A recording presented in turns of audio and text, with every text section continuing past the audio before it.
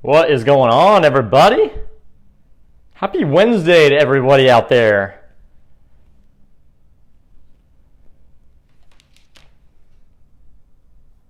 What's up, AT? How you doing, man? Excited to see you in a few days. Kristen, thanks for joining. Benji, thanks for joining. Laura, thank you for joining. Let me bring you on.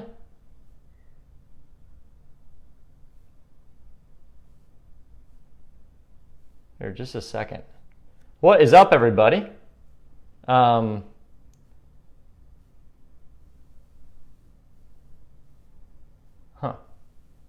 Hey, Laura, are you on your phone, Laura? Guys, just bear with us here just for a minute. Laura, I should have told you this before, but as of right now, it shows that I can't bring you on. Would you mind getting on your phone so that I can bring you on? Can you guys hear me okay?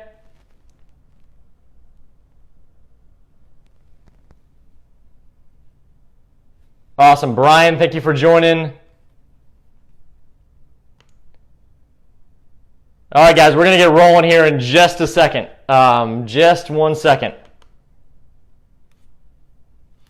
Awesome. Kristen, thanks for joining. Awesome. Let's see here.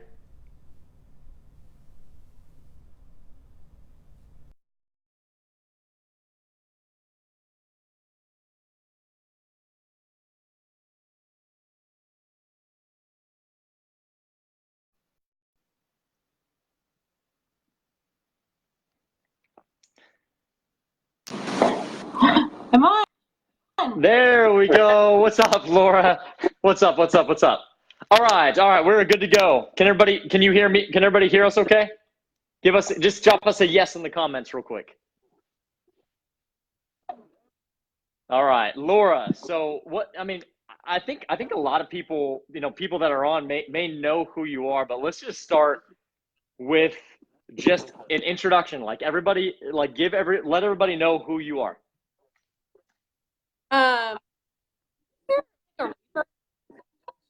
What's up? Okay, guess not. Okay, in the back of mine. Here, let's try this.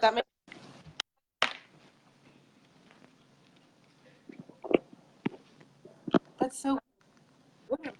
I can still communicate with this, so it's fine. Here, just a second. All right, try talking again. Can you hear me? Uh-oh. Okay. Ruh-roh. Like health since I graduated, and I've been owning a business for under a year. So yeah, that's me.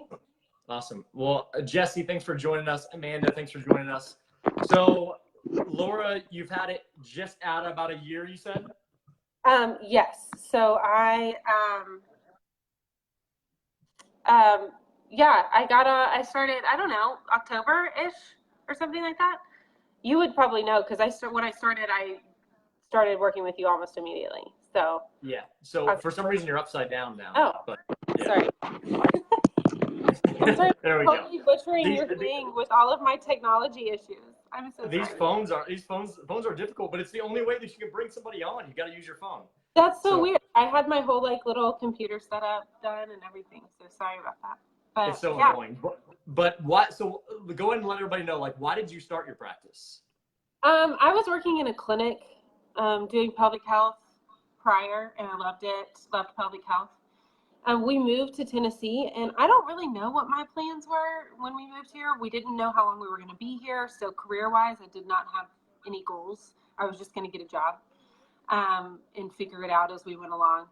And through a series of God events, I don't know, I stumbled upon, someone gave me a client who wanted to be seen by a physical therapist in his house. And which was strange to me. I mean, I knew of home health, but this was not that. This was cash-based, and I had to figure out the legality of it. But I went and I was like, this is the best thing ever. I can spend one-on-one time with my person. I can do all the manual therapy I want. I can, if he is hurting really bad that day and wants to pay for 2 hours of therapy and exercise and whatever, then we can do it. And we're not worried about insurance. And it was great. And I remember thinking this would be amazing for my pelvic floor people. I mean, all these women who can't leave work to go get therapy. They can't get a babysitter, or it's inconvenient, or they're just not going to do it. And I could work with them in their house. And if they pee on themselves, it doesn't matter because there's clothes right there. And so, yeah, I had a client, a patient at the clinic I was working with who was an entrepreneur and really encouraged me to do it. And I don't know why I did it, but it snowballed. And now I'm here. So. Awesome. The Laura Gordey. Hey, HG, thanks for joining us. Lisa, Kristen, Jesse, everybody, thank you for coming on. But yes, Laura Gordey is on. And first off, thank you so much for coming on and spending some time. But I'd love for you to take us to the very, very beginning of your practice, and what were some of the struggles that you experienced when you first started? Oh gosh, insecurity.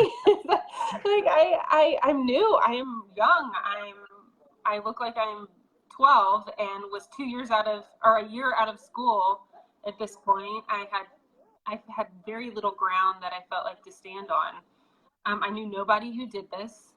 I had no contacts where I lived. Gosh, if I could have done this where I grew up, I feel like it would have been, other than the culture that I grew up in, probably would not have received this as well. But I knew all these people that could have connected me with other people. So I was brand new in a new state.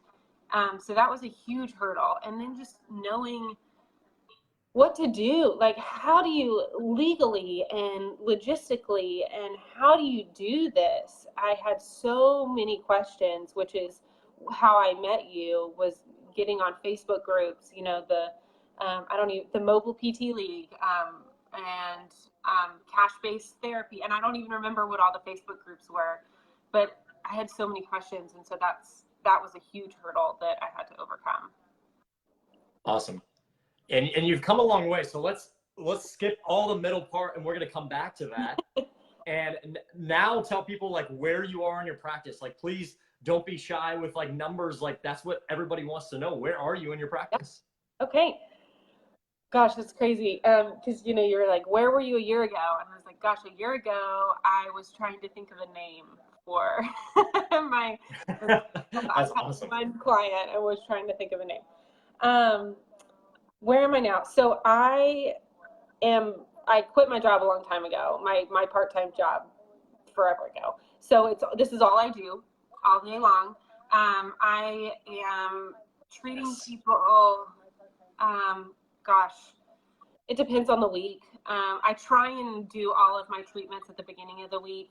But the clients that I have now, it's a little bit more spaced out, but I'm at about, depends on the week, 70 to 90% of the caseload that I would want for my given self every week, which for me is anywhere from about 10 to 12 patients a week is about, where I like to sit happy wise. So this is not this has never been a job for me where I want to be working 8 to 5. That is not my goal for myself, which I think that's awesome for people who want to see 20 plus patients a week. That's great. I love that. Loved Sarvar's story yesterday. And I'm like, dang, Sarvar, killing it. But for me, it's never been my one-on-one patient goal. I am a major introvert and get drained very easily working with people. So that's why I'm doing all the other things that I'm doing that I have time to do, like working on the online program and writing the book. And so that's what my life looks like right now. And I can't believe I do this for a living. I cannot believe that this is my life. I love it so much. It's amazing. You guys don't even know, Laura's doing some incredible things. Yeah. Do you feel like sharing a little bit about the online program? Yeah, the online program. Yeah, absolutely. I'd love to. I was inspired by a former Louisiana client that I had who called me She had moved to Corsicana, Texas, and was looking for somebody to help her. She had another child, and so I was like, I'll make some phone calls for you. And I could not find anybody within an hour-and-a-half radius of her. Now, she has 3 children. She's working. There's no way she's driving an hour-and-a-half to go see somebody in Corsicana, and from Corsicana, like going to Dallas or something. So I just thought, now, granted, there's no replacement for personalized care. But for some people, financially or location restricted, they just don't have access to physical therapy. And so that was the inspiration, and then just went from there. So the Bladder Project is the online program that is geared toward helping women improve their incontinence. And it's a 3-month-long program, and it's all online. And then there's all these places I want to take it from there. But this is goal number 1, and it's been a dream of mine to be able to help people without me physically having to be there, because, as you know, like energy depletion and all that stuff. So having the option to help people through more avenues, that's what I'm working toward. Awesome. So I mean, it's crazy, guys. Like in 11 months time, 11 months, she's gone from starting her own practice, being full-time in the practice, and now working on an online program, which is really, really, really in the works. We won't say how far along, and then also working on some other projects. Like, it's crazy. This is what's possible in a year. And you just heard Laura say, like, I can't believe this is my life. And so I think for a lot of people starting their practices, Laura, like, give us a few nuggets as to like what you feel like, why you were able to gain so much success in a short amount of time. Oh gosh. Well, I feel like I'm like the biggest spokesperson. He is not paying me, you guys, but although if you want to, Josh, you totally can pay me. But the biggest thing for me was the support and help, which in part came from Josh. So I learned really early on, I am a perfectionist. I like to do everything by myself, and I like to figure it out on my own. And I had to learn really, really quickly that was not going to work for this. So it started with having that encouraging client that was an entrepreneur, just kind of telling me, you can do this. Look at me. I did this. You can do this. And then having a supportive spouse was huge for me, because the negative self-talk that I just hear all the time, Justin's right there to combat that with encouragement. But then asking for help outside of that. So getting a mentor was something that, praise God, just opened up really quickly with Josh's coaching program. And it was the best decision. I mean, I was really nervous about it because, you're like, I can do this. I can figure this out on my own. Like, I don't need help. Like, I don't have the money, to get help. But that was huge for me. And then continuing to ask for help from like a CPA and a lawyer. That was, I think, the best decisions that I made to get over hurdles early on. Was that your question? I don't even remember what your question was. Sorry. No, that was a good answer. But let's get into something important here. Like how. Well, first, let's say hi to some people. Trish, Giancarlo, Deanna, Christian, Katie, Tracy, Kim, Gabby, Darcy. Thank you all for watching. But how have you been able to get clients? Yeah. Let's just answer that. Well, one of the first things you told me to do was join networking groups. And that was a huge deal for me, not knowing anybody here. So developing relationships in those groups, I picked 2 that I go to fairly regularly. And that has been awesome. And then I got involved on social media. So for my clientele, Instagram and a little bit Facebook as well is very helpful for the women that I am targeting. So having those online communities was helpful. And then with women, just once one mom stops having pain with sex, she wants all her friends to feel that way too. So, it kind of snowballs, where one mom's like, hey, are you peeing on yourself, at the trampoline park? Like, you don't have to. And so just encouraging moms that they are not the only ones out there, and that they probably have other friends that feel that way too, encourages them to talk about it and connect me with people that could also be helpful. But the biggest referral source I have is probably a it's not concierge, it's not mobile, but it's like it's a direct pay physician clinic. That, you know, if people are paying cash for them, there's probably a reason, and they probably are doing it to get better quality of care, or because they don't have insurance, and so they want to see someone like me as well. So that was a great connection. Yeah, and how long did it take you to build that connection with them? Because I know how valuable that's been in building your practice. Right. How long did it take to build that with them? Well, thankfully and not thankfully, there aren't that many of us in this area. So especially in the area that the clinic is, it's a little south of Nashville. So once we were connected, it was a very wonderful match. I did a few free pelvic floor screenings at the clinic, so that one, they can learn that I know what I'm talking about, but then also their clients can see me as the expert. Like, hey, this girl is coming to our doctor's office to do pelvic floor screenings. She must know what she's talking about, you know? And so developing that rapport with them took a little bit, but I mean, they were sending me clients from the get-go just because of, this is such a rare thing to be offered in this area. Yeah. I mean, you've got such a great niche, and I know that there's some of you that are watching that probably are interested in women's health, or you have your own women's health practice, and it doesn't really matter where you are. It still is an incredible niche wherever you are across the U.S., because women need help, just as Laura was just saying. Well, like when one mom feels what Laura can do for her, then she tells everybody else about it. And so how have you been able to like spur word of mouth to happen a little bit? Because I know that's another big referral source for you. Yeah, word of mouth. So like I said, social media is huge. I have a private Facebook group that's helped a lot of women, just because you're talking about very intimate things that they're not going to talk about on Instagram or a public Facebook group. So having that private Facebook group where we're sharing videos and talking about things has been very helpful.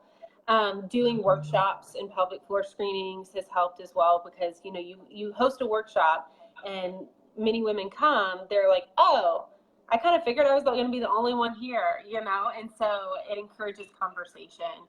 And then also just asking, like, one of the things that I'll do if, you know, my client list is getting a little low, is just be like, hey, I've got a couple spots open in my schedule. Do y'all have any friends that you think would benefit, or, you know, stuff like that.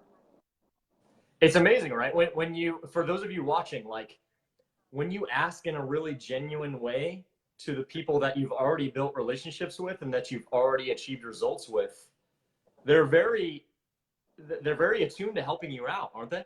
Yeah. Oh gosh. Yeah. Because they feel so changed, and we think that it makes us feel weak or like less than, or like we're not being professional to ask for help. These women that I'm working with are so for me.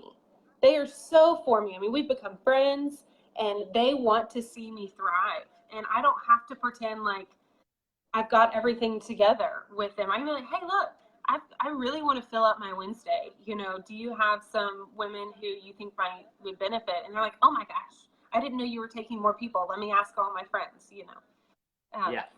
So that's been a good way to go. Awesome. And any other referral sources that you've had that would help anybody that's watching?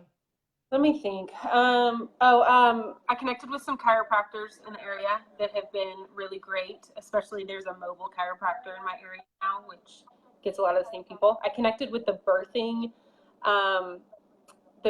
groups. So there's a yoga studio that does mostly prenatal and postpartum yoga.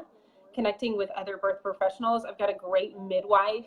The best referral source lately has been a midwife that I connected with.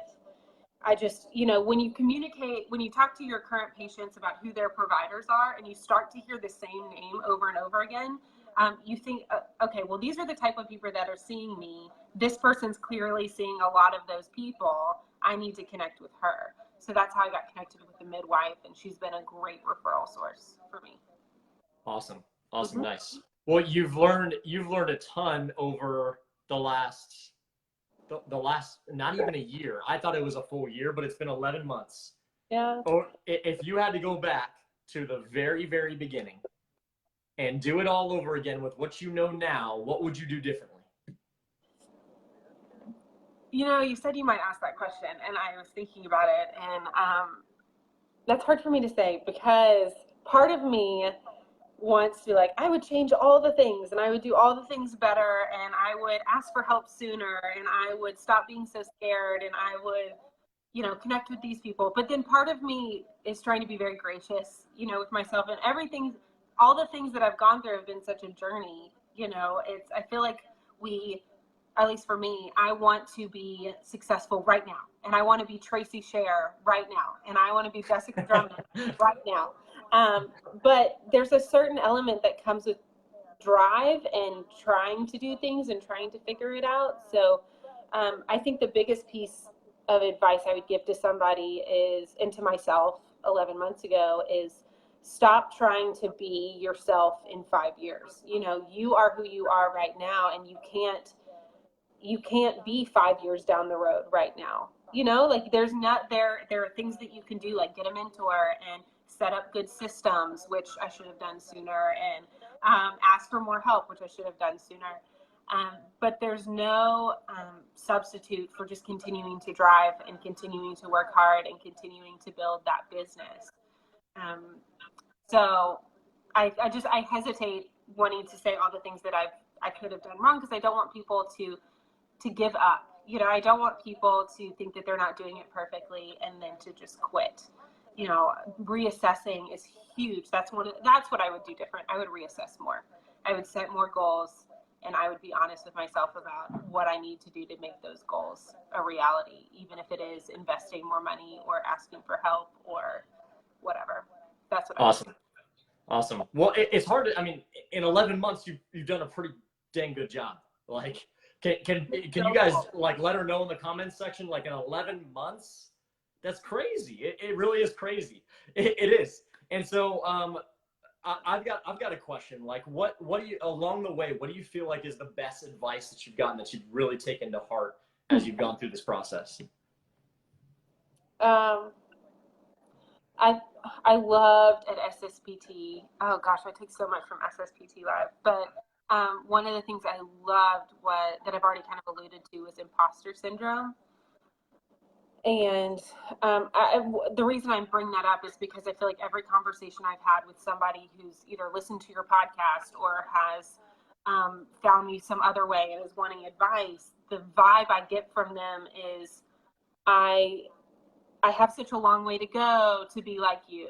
And in the back of my mind, I'm thinking, I have such a long way to go to be like Tracy Scher. Like, you know, we're all trying to be somebody else, and we all feel inadequate because we're not that person. We don't have, you know, billion-dollar businesses. We don't have full schedules. We don't have 10 years of pelvic experience, or we're not women's health certified, or whatever it is that's making you feel like you have imposter syndrome. But realizing, and you say this all the time to me, Josh, you say, you are the best for your clients. Like, you are there, you are helping, and if you don't help, no one else is going to help. So you have to show up and not feel inadequate in order to push forward in your business, in order to provide the best for your clients. So that's the best advice I've gotten in the last year. Awesome. That's a lot of good advice. And I'll stop on that last one and just tell you, all of you that are watching, like, if you're in the beginning of your practice, if you've been going for a few months, or maybe you're a year, 2 years, 3 years into this thing, you are the best option for your clients. I can confidently say that with anybody that is watching. You are the best option for your clients. That's why you're getting into this, right? That's why you're starting a concierge practice, is because you know that you can deliver better care, right? And so my next question for you, Laura, and I know this is past all the questions that I asked you I was going to ask, but when I get rolling, I just have lots of questions. Sure. But if you had any advice for someone that is watching this right now that is just starting their practice, like, what encouragement would you give them? Yeah. Well, I tell the story all the time about getting on the phone with David Bailiff and him just talking to me and helping. That's the first advice I would give, is reach out to somebody. Call me. Like, I don't got anything better. I'll talk to you. You know, I love talking to people. You know, call somebody and get some encouragement and get some advice. If you're just starting out, I highly recommend a mentor. I highly recommend it. even if it's like a part-time, just something, having somebody hold you accountable is so huge. If you're keeping all of this inside and not talking to your spouse or your family or a mentor about it, it's going to be really hard for you to be honest about where you're at, what you need to do next, and to hold yourself accountable to do those things. So getting help, talking to people about it, I think is definitely what I would do if starting out. It's what I did, and I'm so glad I did it. Is definitely the best thing I did, for sure. Awesome. That's good advice. And then also when you're just starting, like I think a lot of people figure it out, it's a grind putting yourself out there and meeting people. Like any advice for those people that are just starting out and they feel like they're in the thick of things and it just feels really hard. I remember that time, you remember that time, right? Yeah. Be very specific about what your vision is for where you want to go. So write it out. If you don't have it written out, you need to have it written out about what your dream is, where you see your practice, why you're doing this. We tell our patients all the time, what is your why? What is your why? Like, why are you doing this? Because just like your patients need to have that in their mind in order to push forward through therapy, you need to have that in your mind to remind yourself why this is worth it. If it wasn't hard, A, it probably wouldn't be worth it, and B, everyone would be doing it. So if you are committed to setting yourself apart and making your life look different than it was already going to, then you have to understand that it's going to suck and it's going to be hard. And as so many people say, I think I last heard it from Rachel Hollis, is you have to learn to enjoy the journey. So you have this vision of what your life's going to look like, but just learn to enjoy what you're doing. You get to, part of your job is to go network and to make friends and to work hard at your job for you, to stay up till 2 a.m. figuring out systems because you're excited about making a better life for yourself and your patients. So don't get wrapped up in all the ugly nitty gritty. Remember that this is worth it. Otherwise you wouldn't be doing it, and just learn to enjoy it. If you guys are watching live or on the replay, I want you to comment committed below. I want you to comment committed if you are absolutely committed to doing whatever it takes to have a successful practice. Comment committed below. And I've got one more big question, Laura. Where do you want to take +1 physical therapy? Where do you want to take this whole thing? What is your vision? Josh, so like my 5-year vision, or my big, hairy, audacious, ugly vision? Big one. Big.